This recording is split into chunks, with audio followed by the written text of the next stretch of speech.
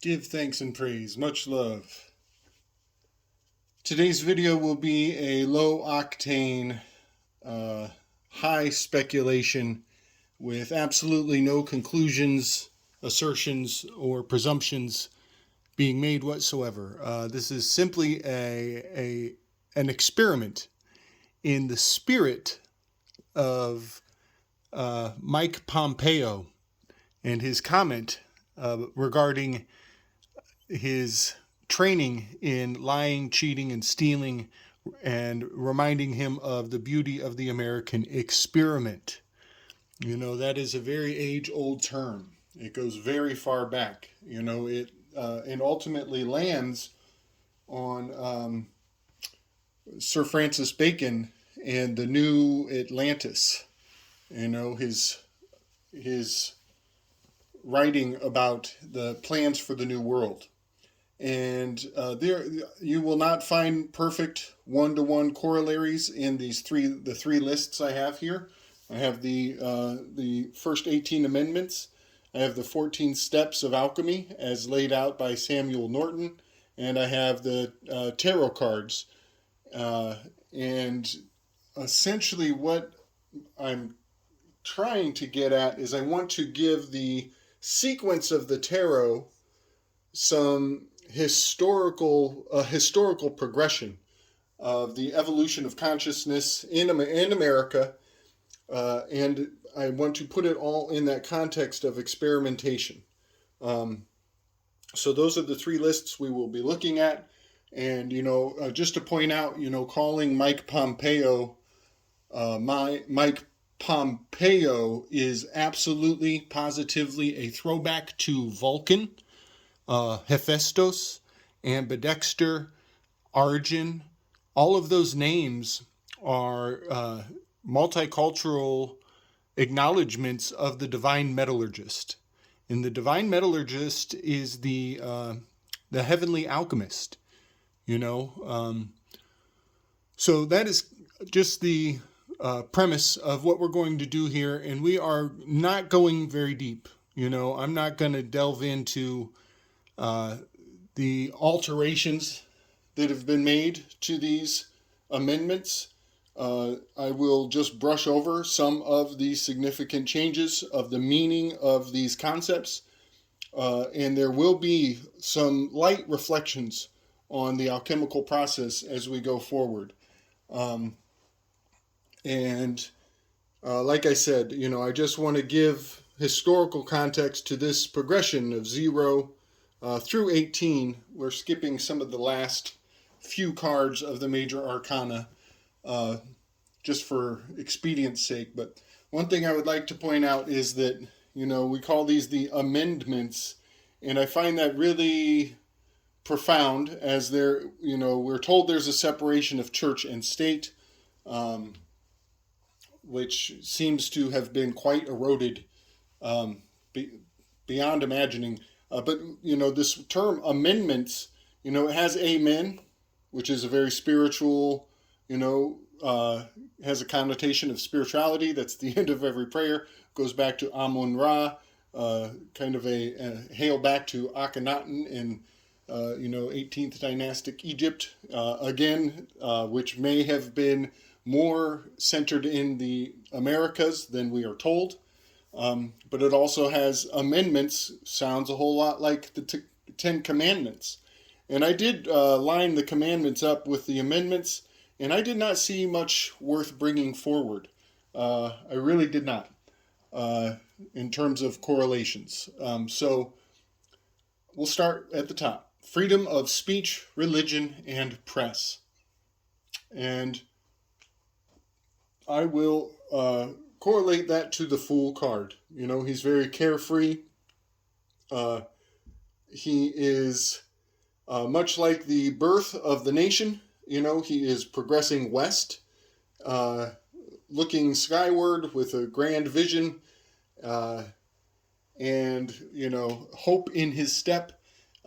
Also, the fact that he's about to fall off a cliff reminds me very much of that the myth that people thought the earth was flat and that they would fall off the edge of the earth if they went into the Atlantic Ocean, that they would fall off the edge of the earth. So it's just interesting that they came to America seeking these freedoms, and the Fool card is very carefree. He's about to fall off the edge. And here, the first step of alchemy is purgation. And there's that purge, that purging. He's leaving, going behind. It also has gate, the gate of initiation, the O, the 0, the egg. Number 2 is the right to bear arms. This one is very interesting to me, as the second stage of the alchemical process is sublimation. And there's that bear arms, the sublimation. This is one of the corollaries that really caught my eye. As you will see, the Magi has his arm is bare. He's holding his tool, his implement. He's got his table ready, much like a military will train to, assemble and disassemble their weapons, even blindfolded. So I just see something very profound about that sublimation, his bare arm, and he is, exalting his tools, his implements. And I will also just put this in your ear that arms doesn't really exclusively stand for guns. It means adjustable rate mortgage securities. And this is a side note, and I'll try not to rant too long, but adjustable rate mortgage securities, that is your right to negotiate the contract. That's your right to make a counter offer. That's your right to make adjustments to the contract on the fly. I have practiced my right to bear arms in the context of adjustable rate mortgage securities in my work in the past, where, I was expected to break my back and put myself in harm's way. And in order to make it a fair trade, I implemented a change of price. If you want me to put myself in a dangerous situation that we did not talk about in the beginning of this contract, you now have to pay a different price at the end. That is adjusting the rate for your mortgage security. So just think about that. It has much more meaning than just guns. It has to do with your right to make a counter offer. I should have done a whole video just on that fact, but just keep that in mind. That is the power of the Magi card, being in command of all of your faculties. Number 3, the housing of soldiers. No soldiers will be housed in your home during times of war, except for what is laid out in the Constitution. That is calcination. That would be the Empress card. She's not present. She's not here. But I find it interesting we have that C, calcination. 3, we're on the Third Amendment. Just an interesting, stretch of the imagination there. Number 4, protection from search and seizure. And the fourth step in the alchemical process is exuberation. And, this is overreach, uberreach. The word overreach is also hubris, and it is very hubristic to presume to search and seize other people's things. So I just find it interesting, this exuberation being number 4 in the alchemical process, Fourth Amendment, and we are talking about hubris and seizing and searching. Very hubristic. And that is the Emperor card. And there we have an E with the E. Just some thoughts. Number 5, the right to pursue life, liberty, and property is the original wording of that amendment. It also has to do with the right to not self-incriminate, to not experience double jeopardy. And the 5th phase of the alchemical process is fixation. And so I find that very interesting that, you can stay fixed in, you can stay steadfast by practicing your 5th Amendment. And we have the Hierophant. And the Hierophant card is he's fixed, he's on a throne, very much a stone or earth element. Um, just an interesting that it's a fixation, and he is he's in Taurus, and he is an earth element.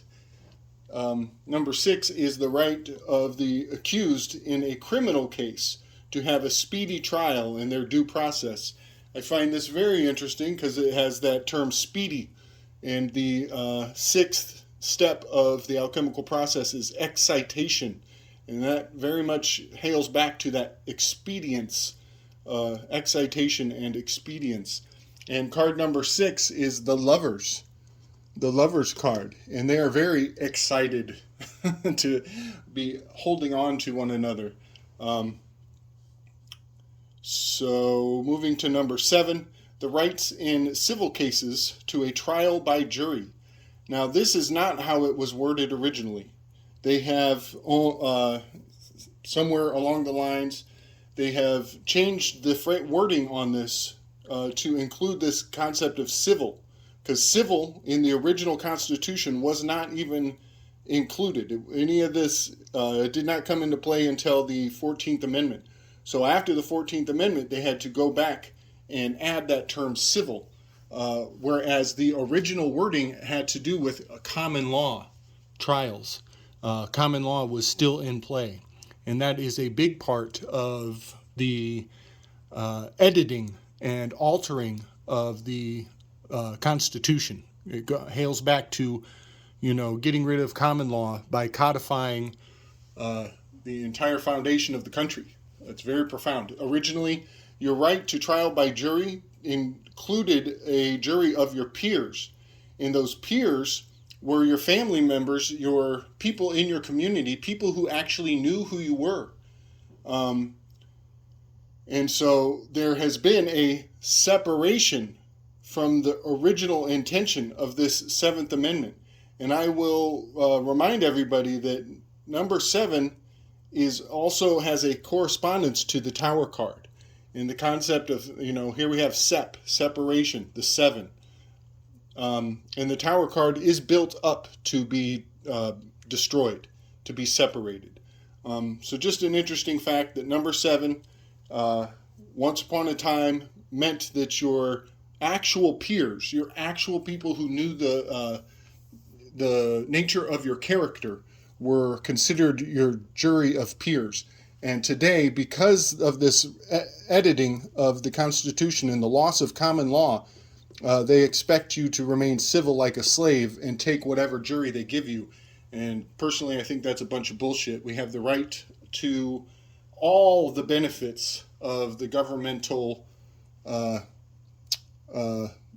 machinations.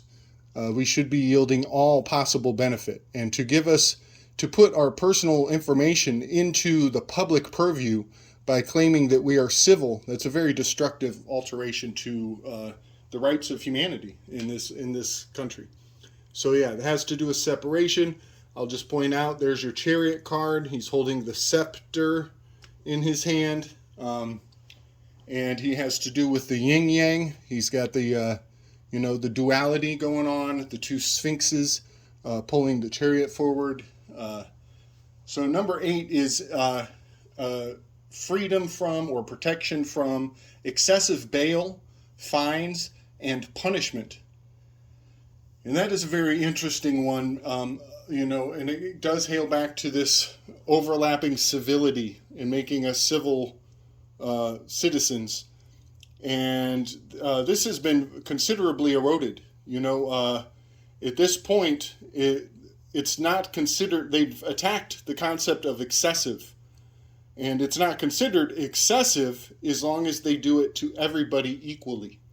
So part of this civil overlap of the Constitution makes certain words a weak link in the chain.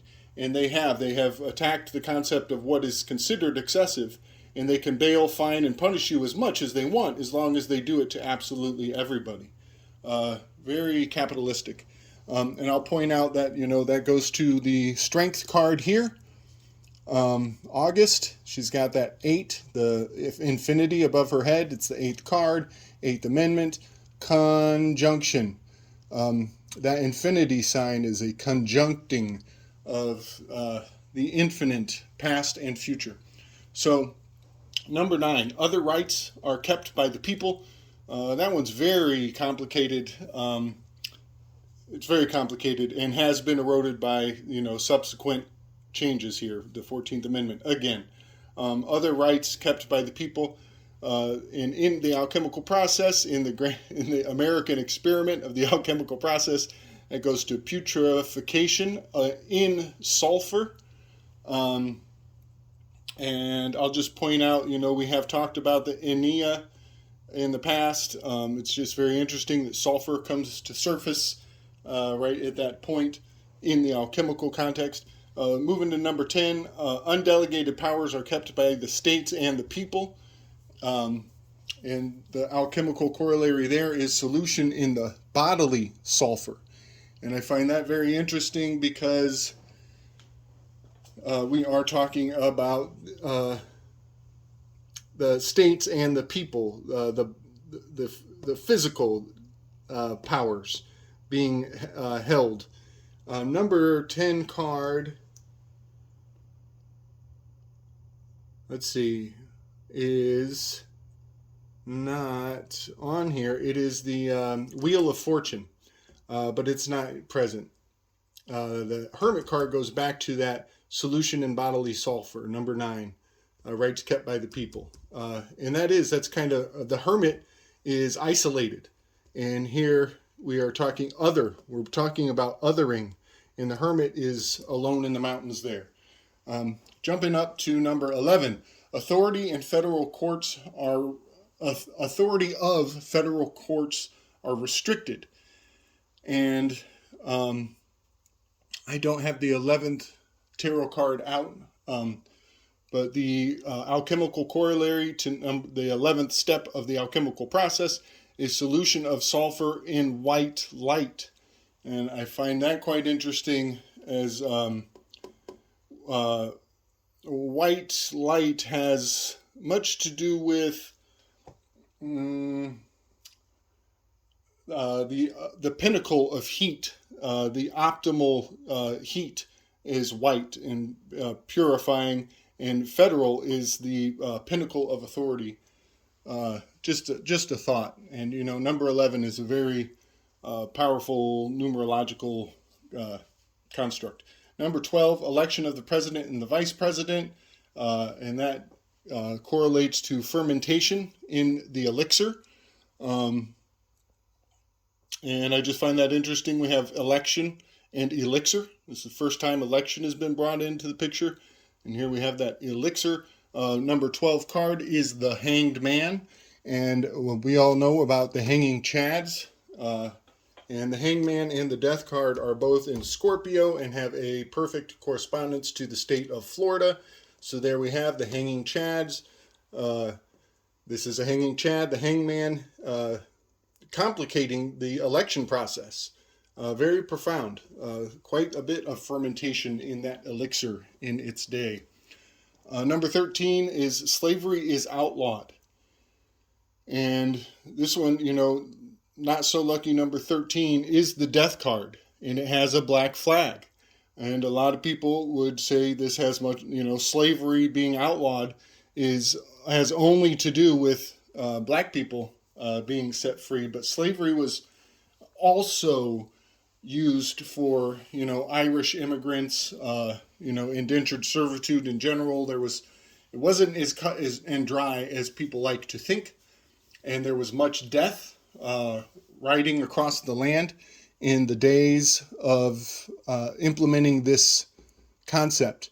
And it's very profound to me in the alchemical list that number 13 is the multiplication in virtue. And that is, to some degree, we should be patting ourselves on the back, feeling very virtuous for getting rid of slavery and outlawing slavery. And, give thanks that we improved to whatever degree. But I want to point something else out about the 13th Amendment. It did not end this behavior. To be technical, if you read the actual wording What happened is we made this word illegal. You can no longer have slaves. You have to call them something else. They changed the word slave into the word criminal.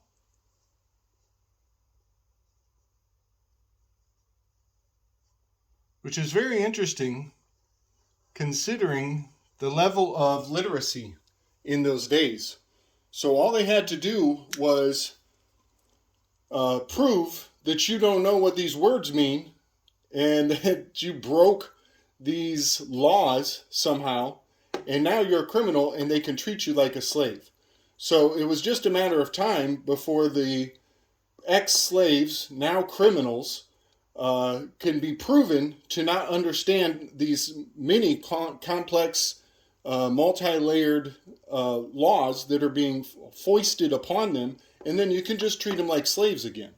So, 13th Amendment, you can watch the movie, Oprah proliferated it. I'm not a big fan of her, to say the least. But she will point out that they didn't make slavery go away. They just changed the name of it. They changed it to criminal. And now criminals are treated as slaves, and privatized prisons are making buku bucks off of everybody patting themselves on the back for being so virtuous. But meanwhile, it continues. It's even more prolific on a global scale than it ever has. And so you pat yourself on the back for being virtuous all you want. There's a lot of work to be done, y'all. 14th Amendment is the right of citizenship. This is incredibly destructive.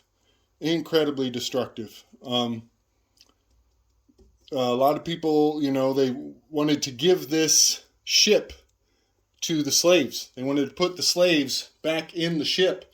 A lot of the Back to Africa movement started here, and that hails back to what I was talking about, alternative. They wanted to remove them from the land and ship them back to some other nativity. Which was just an incredibly destructive and thoughtless concept. Removing people from their roots and putting them on, in some situation, survival in another land just would have been catastrophic. And a lot of people back that up and pat themselves on the back for it. Incredibly destructive, just so blind, so absolutely blind. So the rights of citizenship, I could go on, make a whole nother video about this. But what's really profound to me is that by instilling this citizenship and making it, selling it to the people, they were able to multiply the quantity of slaves. And that is what really happened here. The dynamics between the 13th and 14th Amendment are profound. Everybody starts patting themselves on the back for feeling virtuous, but what ended up happening is the multiplication in quality or quantity. They multiplied the quantity of slaves that they had, and people began to volunteer themselves into indentured servitude and contracts that they did not know the full terms of the agreement. So here I'll point out that's the temperance card, number 14. She is the blending of essences. And we have the water, the air, her wings, and the land. That's L-A-W. That's the law. And her blending of the essences, some could say that is the mixing bowl of all the races. That's the, pushing people into the cities. This is the beginning of the industrializing, the Industrial Revolution. Some could say this is Hamilton versus Jefferson. Jeffersonian America was land-based, agricultural-based, and Hamilton was very Admiralty Maritime banker, throwing people into the water, lost at sea. So this citizenship in this card it's a beautiful card, but it's very nefarious in the context of foisting people into the citizenship and removing them from the land. Stripping everybody, all colors of everybody, blending the essences of all the people and removing them from their rights. Voting for all races. This is very profound to me. Again, here we go with that. We feel very virtuous because we're treating everybody as equals, which is pretty some disillusionment to be gleaned from the concept of, voting for all races. And I'll point out the 15th card is the devil card, and these people, these two people in the devil card under the devil, they are in chains. They do have their rights of citizenship, and they are in bondage. So just moving on from there. 16th Amendment is federal income tax. 16th card is the Tower card. Quite profound. We build up you build up your income throughout the year, and come April 15th, the lightning bolt strikes, and everything you built up has to be reassessed and start over again. So yeah, something to say about that income tax and the striking down of this tower. April 15th being the crossover point. The X marks the spot on the Analima, which I've gone over in previous videos. Number 17, election of senators by popular vote. I don't have the 17th card. That would be the star card. I don't have that here. It's not really super important. I don't have much to say about that. Number 18 is liquor is outlawed. And I find that one to be very telling, as the 18th tarot card is the moon card, and abolition of alcohol had a plan. It had a purpose. It served a purpose. And the moon card indicates reflection. 18 is R in the alphabet. I've gone over this before. The moon and the water elements of this card have much to do with reflection. And what happened with the 18th Amendment is it was pushed forward for a set period of time, and then it bounced back, and they repealed the 18th Amendment. So I find it very interesting how these, more of the tarot cards fitting in with the amendments. But I just figured I would throw these 14 stages of the alchemical process. As we know, 14 is a very significant number to the tarot. There are 4 groups of 14 suits in the minor arcana. So I figured I would throw these in as the something to point out the minor arcana.